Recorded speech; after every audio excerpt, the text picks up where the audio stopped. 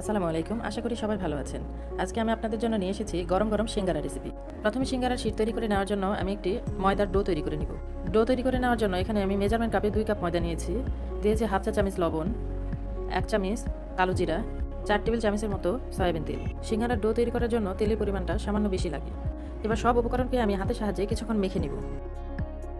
কিছুক্ষণ মেখে নেওয়ার পর ময়দাগুলো যখন হাতে এভাবে মুঠো করে নেওয়া যাবে, তখন নরমাল পানি দিয়ে শক্ত একটি ডো তৈরি করে নিব। আমার ডো তৈরি করা হয়ে গেছে আর এটি আমি আধা ঘন্টার জন্য রেস্টে রেখে দিব। আমি আগে থেকে কলিজা দিয়ে সিঙ্গারার পুরটি রেডি করে রেখেছিলাম। আপনারা চাইলে এই ফাঁকে সিঙ্গারার পুর রেডি করে নিতে পারেন। রেস্টে রাখার পর ডোটিকে আমি রুটি বানানো পিড়াতে লম্বা রোলের মতো করে নিব।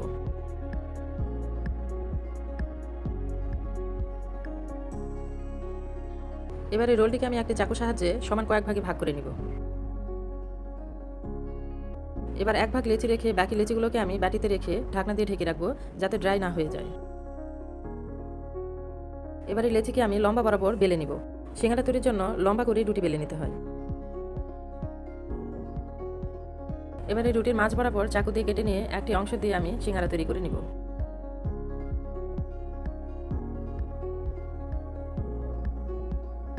এবার লেচিটির কাটা অংশের দিকে আমি সিল করার জন্য পানি মেখে নিয়ে একটি কোণা মাঝ বরাবর ভাঁজ দিয়ে নিব। আর ভাঁজ দেওয়া অংশের উপর অপর কোণাটিও ভাঁজ দিয়ে কোণ আকৃতির করে নিব।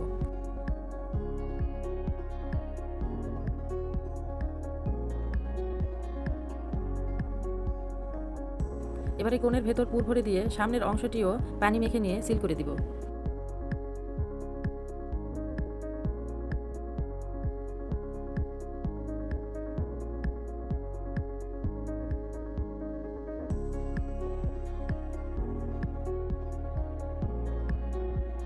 আমার একটা সিঙ্গারা তৈরি করা হয়ে গেছে।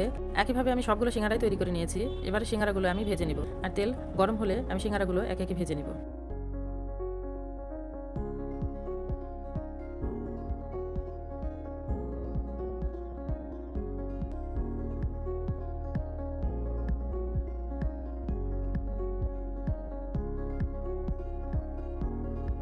আমার সিঙ্গারা ভাজা হয়ে গেছে, আর একইভাবে সবগুলো সিঙ্গারাই আমি ভেজে নিব।